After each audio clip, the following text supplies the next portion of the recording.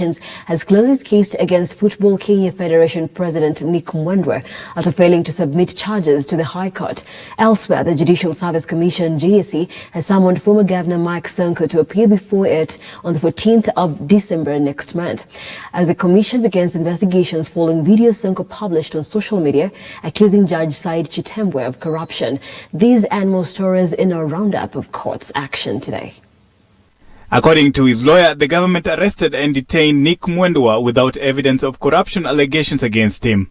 As expected, no charges were preferred, and the DPP notified the court that they have closed the file. A confirmation: Nick Mwendwa had been arrested, detained on flimsy and trumped-up charges. Because if there were any charges, nothing would have been easier than to mount them today. With World Football Governing Body FIFA watching, today's event casts more doubt on the legality of the caretaker committee which was constituted to manage football for the next 6 months.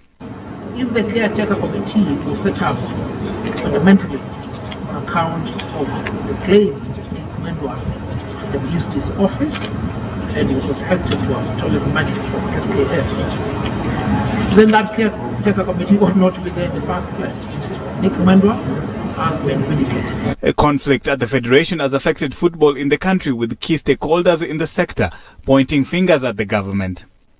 Still in the High Court, Directorate of Criminal Investigations (DCI) Chief George Kinoti will know his fate on Monday next week, when the court will decide whether to suspend an order to jail him or not.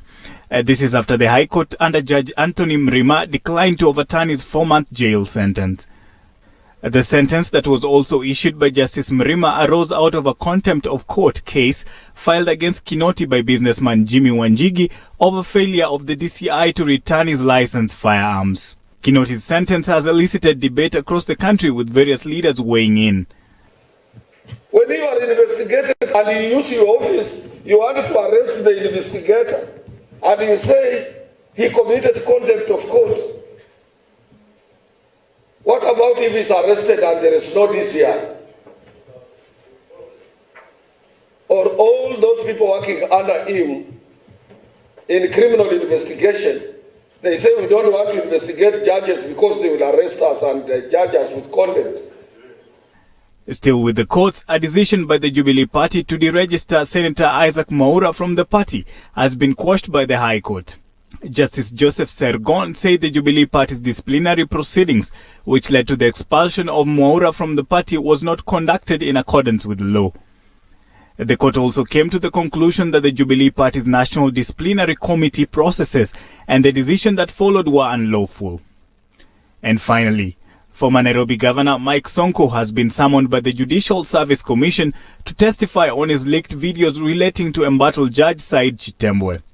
In a letter signed by Chief Registrar Ann Amadi, JSC has further directed Sonko to appear before the Commission in 7 days to record a statement on the same issue. In the series of video and audio clips he has posted on social media, Sonko has accused Judge Chitembwe of accepting bribes to influence cases, including against him. Calvin Kodalo, Look Up TV, Nairobi. And out of the day's